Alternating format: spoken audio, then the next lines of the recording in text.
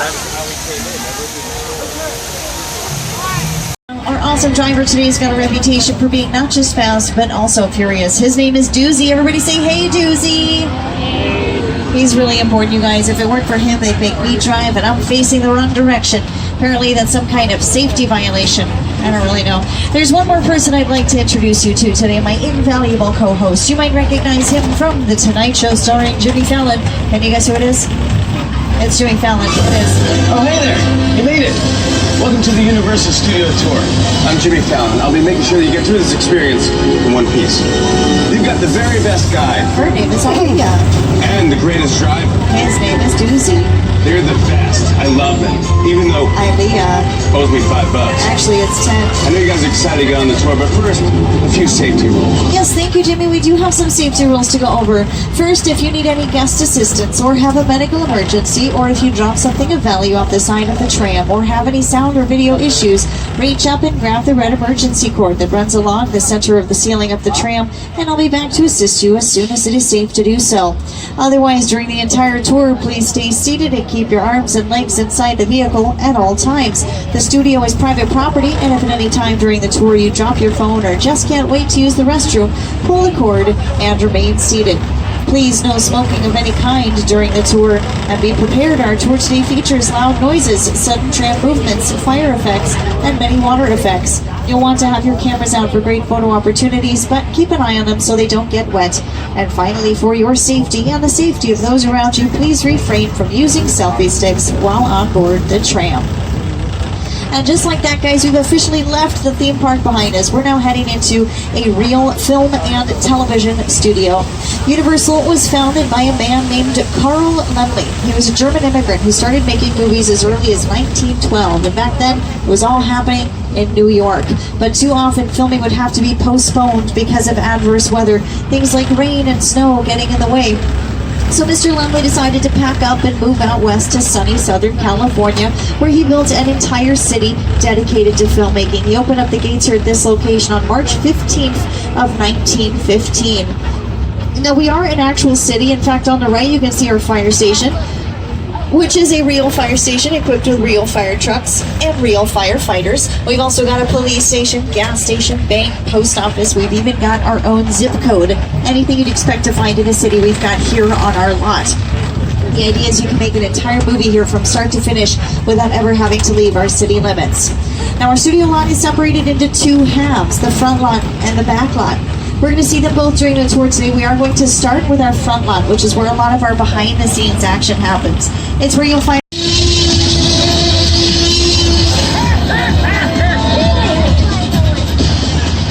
Now, we're passing by some active stages over here on the left, stages 16 and 17, which are currently being used for Superstore. That's a comedy on NBC that stars America Ferrera and Ben Feldman. It's a really great show, one of my favorite shows on TV right now. If you guys aren't watching it, I highly recommend it. It is created by Justin Spitzer, who is one of the producers of The Office, and it's a workplace comedy that takes place entirely inside a fictional superstore by the name of Cloud9. They have built that entire superstore inside stages 16 and 17. It's a huge set, which means there's no additional space in there for other smaller sets that they might need. Things like the manager's office, the employee break room, those are all built here in stage 21 on the left, which means there's a total of 3 sound stages used for that single half-hour comedy. I know it's hot in here, but let's have some patience for one another. Yeah, you know, the heat makes us all act. If your face stays where it is, it's gonna get punched. Now, stage 21, while it's currently being used for Superstore, has a removable floor, which can be lifted up to reveal a kind of pit underneath. That pit was filled with water and used to test out the animatronic shark for a little film you guys might have heard of back in 1975 called Jaws. And years later, stage 21 is where Ron Howard built Mission Control for Apollo 13. Realism was an essential element for Apollo 13. After all, we were recreating an important moment in American history, a moment many Americans witnessed on television.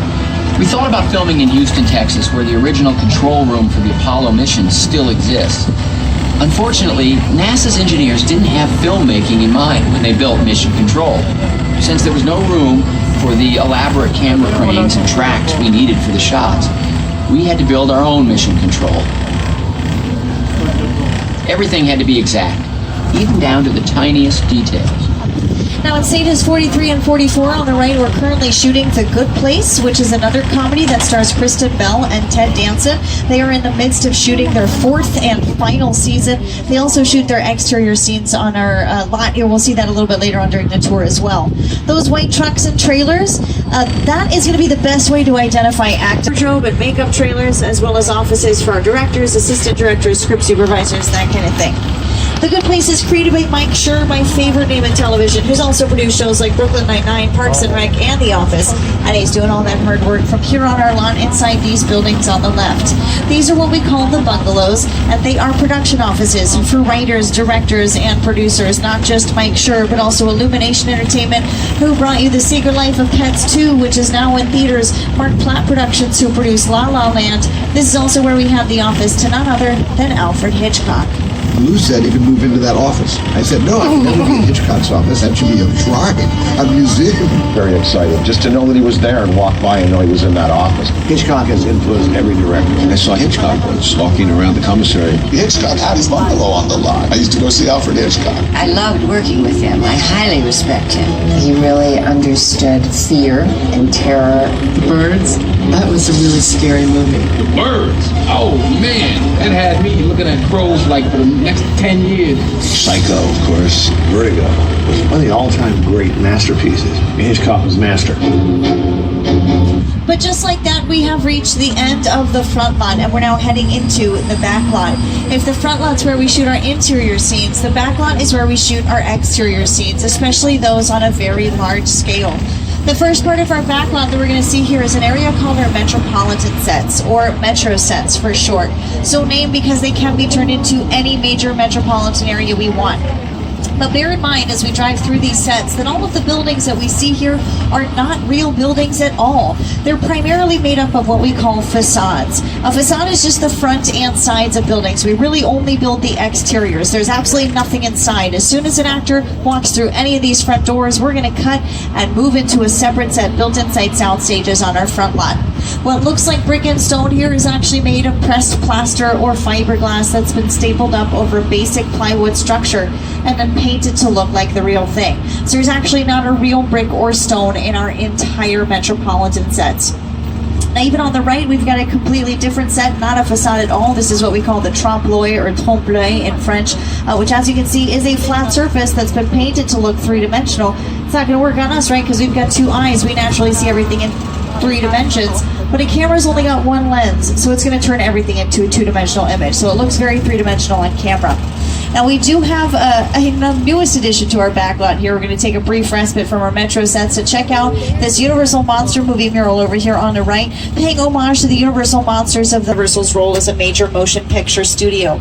All of these monsters that we see here on this wall, these all got their start on our lot, in our backlot specifically, and we'll see those sets a little bit later on during the tour as well. Many of those monsters would even go on to inspire different iterations of the same story. A great example is Bram Stoker's Dracula, starring Gary Oldman, which filmed right here in our Metro sets. They actually turned this whole area into a 19th century London for that film. And this part of our New York street that we're on right now was used so convincingly as San Francisco for the film Dirty Harry that the city of San Francisco actually asked to use images from the film to promote tourism to their city, despite the fact that none of it filmed in San Francisco and it was all just using images of our backlot. We got some more production off to the right. Check out some more of those trailers over there. There's another base camp set up in a corner of our Metro sets. And this is our New York street that we're driving on here right now. This is called New York Street because it's most frequently used as New York. And my co-host Jimmy Fallon is no stranger to the Big Apple. After all, that's where he shoots The Tonight Show. Hey everyone, welcome to New York. I got my start right here in New York on Saturday Night Live. This is actually my old neighborhood. Once got mugged over there by an old woman. Tough lady. This is my favorite hot dog guy. Hey, buddy, how's it going? Remember me? No. Just like old times. Gotta love New York City. Hey, I'm walking here. Hey, it's cool, guys. I was just walking there. So it's not exactly New York, but a lot of times when you see New York in the movies, it was shot right here on the Universal Metro sets. If you can make it here, you can make it anywhere. Even if you make it here on the Universal lot. Now, these sets have been used by countless different productions, things like Captain America, the First Avenger, as starring Chris Evans, as well as Spider-Man 2 with Tobey Maguire, and The Amazing Spider-Man with Andrew Garfield, The Fate of the Furious, American Ninja Warrior, Colony, Brooklyn Nine-Nine, The Mindy Project, Transformers. But now that we've seen the concrete jungles of our metropolitan sets, it's time for us to head to the natural jungles of Skull Island. And here to tell us a bit about the adventures that await us is Academy Award-winning director Peter Jackson. It's the original King Kong, but so I was thrilled when Universal invited me back to Skull Island. The island.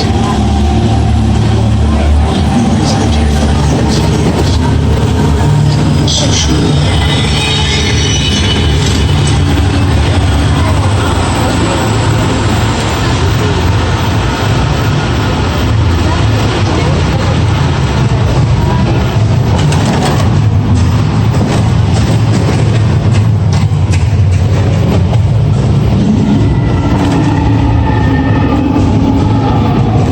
Glasses on, everybody. We're back in Skull Island.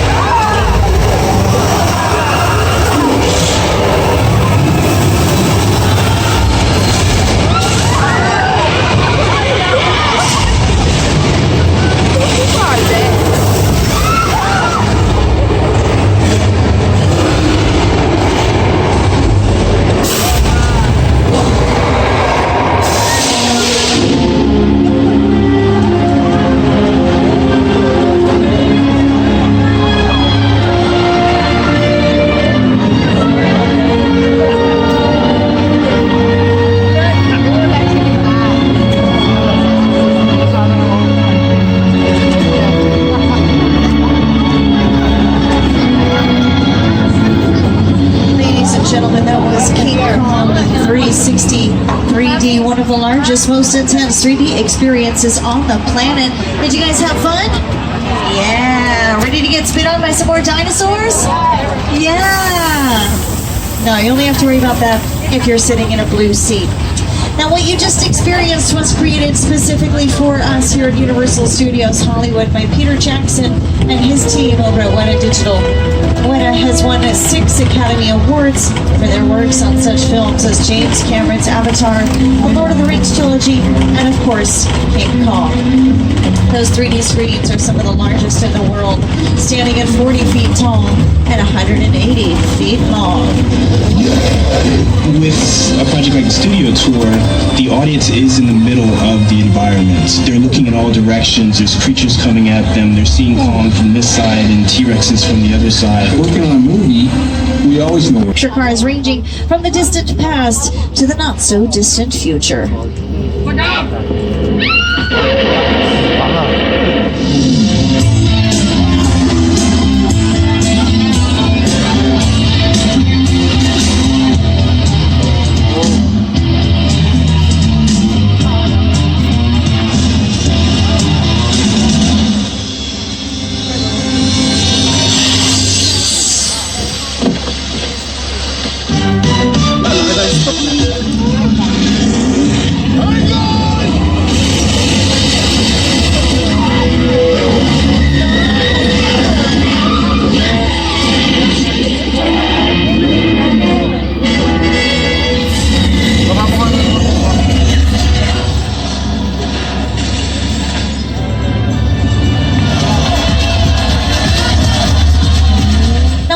lot about a production just by looking at its picture card, right? Those picture cards help inform the genre, excuse me, the time period.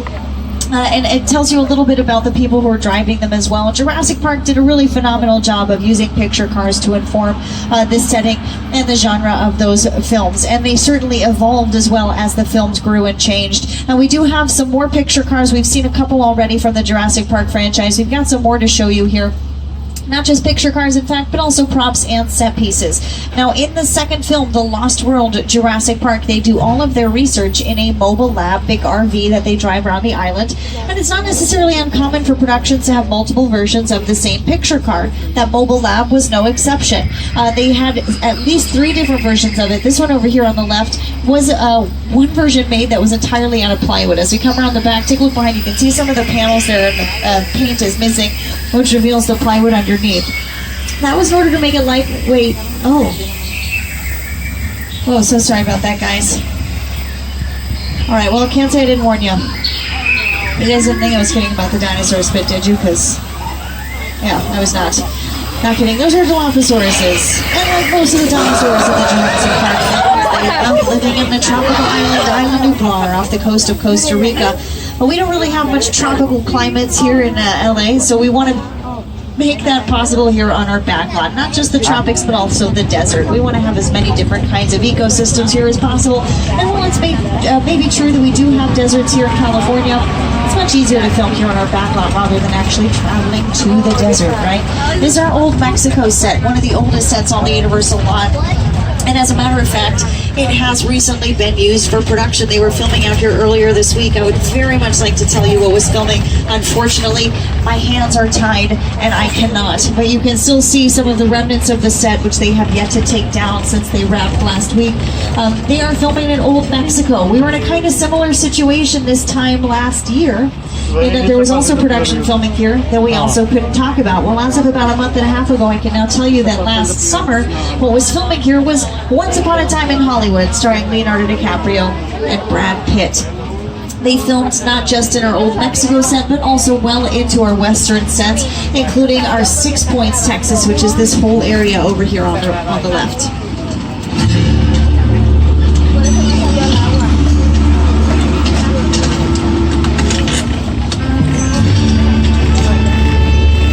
This town ain't big enough for the both of us, Jimmy Fallon. Well, I ain't going anywhere, Jimmy Fallon.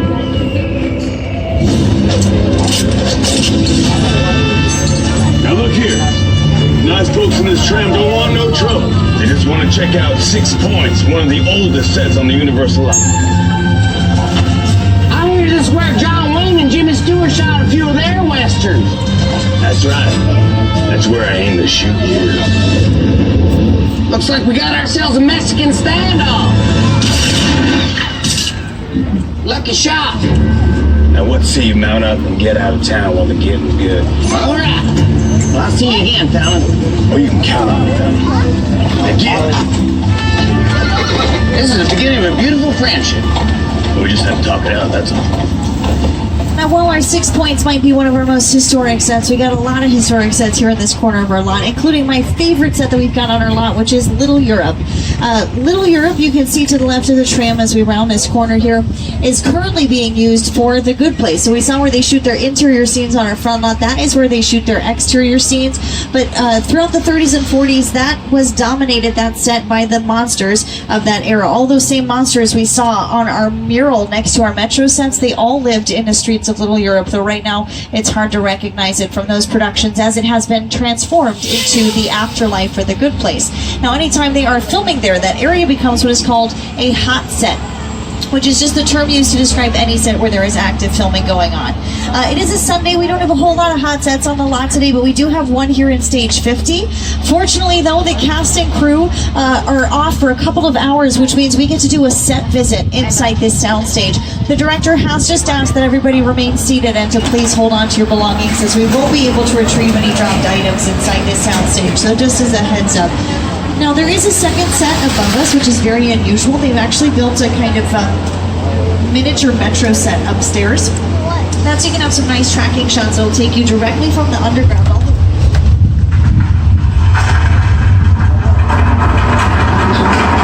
That was really quick.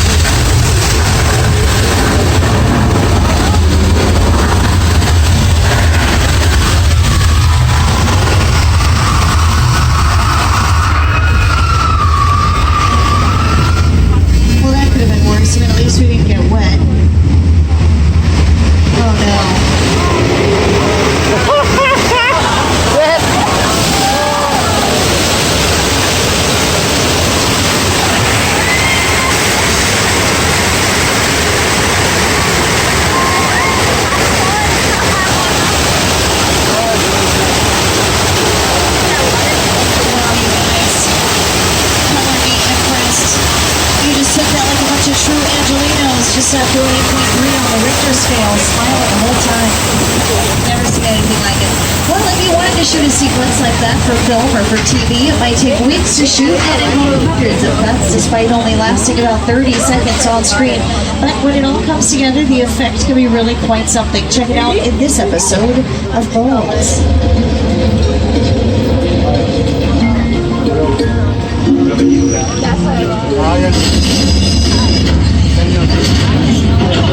What's going on?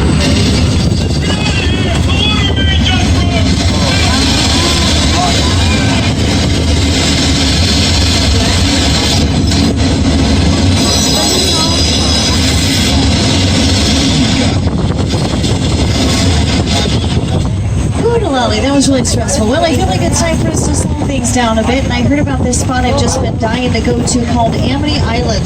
They did have a problem with a shark, but as you can see, they caught the shark. It was just smaller than I remembered it being.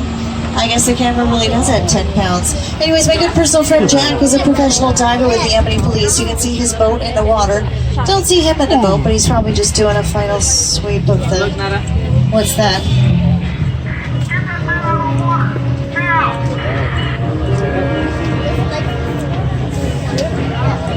Oh no, that's Jack there by the boat. No, Jack. No, Jack. Jack, there's a boat. There's a boat, Jack. Jack! I'll never let go.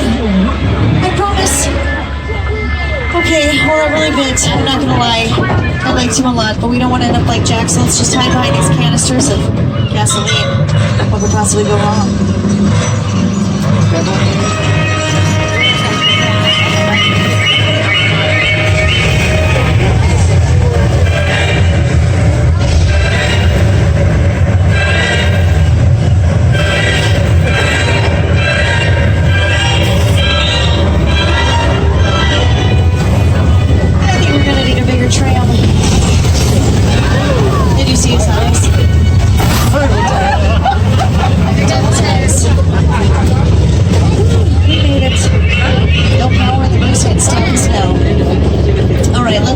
Into a learning moment. Can anybody tell me what kind of shark that is?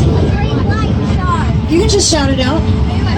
Great white megalodon. Here, a bunch of different answers. It's a robot shark is the answer we're looking for in this case. Yeah, robot shark. However, our animatronic shark works much better than the one they used in the film Jaws. Theirs sank to the bottom of the Atlantic Ocean on their very first day of film. The Grinch Stole Christmas. One of the biggest creative challenges that we faced on How the Grinch Stole Christmas was to bring the storybook world of Dr. Seuss to life. Some of the most talented artists in Hollywood worked for months to create a living, breathing Whoville. When it was all done, they had built an entire city. And the fantasy world of Dr. Seuss became a reality. But those poor Who's of Whoville had just the worst real estate agent ever. Because on the Snowflake, their neighbor was the Grinch. And out here on the back lot, their neighbor is none other than Norman Bates, innkeeper of the Bates Motel. Actually, if we have anybody visiting from out of town, I hear they've got 12 vacancies. 12 cabins, 12 vacancies. Now, just behind the motel, you can see we've got those stairs that lead up to the original Psycho house. Oh, it looks like there's Norman. We've actually got plans next weekend. I'm really excited about it.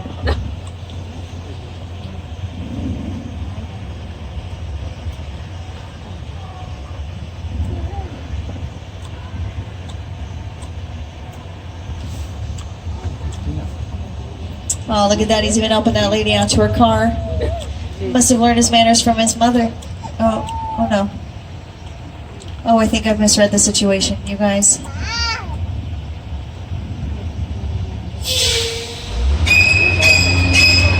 Oh, Norman.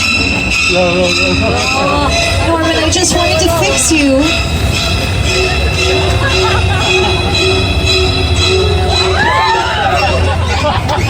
Well, I gotta say, I've never seen a group of people so unconcerned about being chased by a strange man with a knife.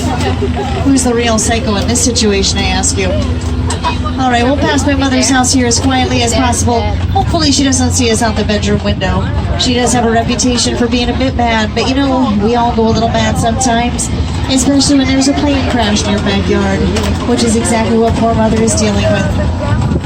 ladies and gentlemen, walk over to the crash site from Steven Spielberg's War of the Worlds. The airplane crash site set is a perfect example of a set that is all designed around the vision that Steven had. When you first began to sit down to talk about the War of the Worlds, I thought, what if the 747 goes down right in a big neighborhood? Because it's just something you don't see. You're doing good. You're doing good. Keep your eyes on me. Listen, listen, I want you to close your eyes, okay? Got them closed? Good ball. Robbie, get in. Get in.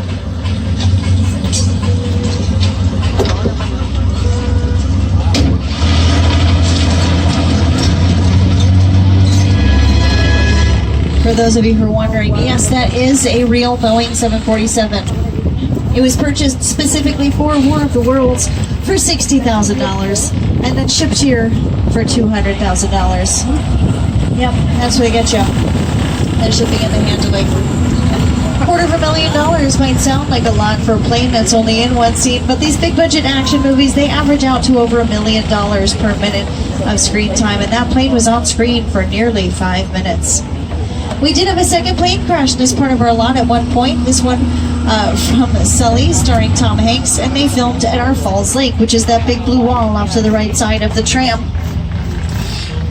That basin in front of it was filled with water to be used as the Hudson River, and that wall used as a blue screen to digitally paint in the New Jersey shoreline in order to create this scene. Evacuate.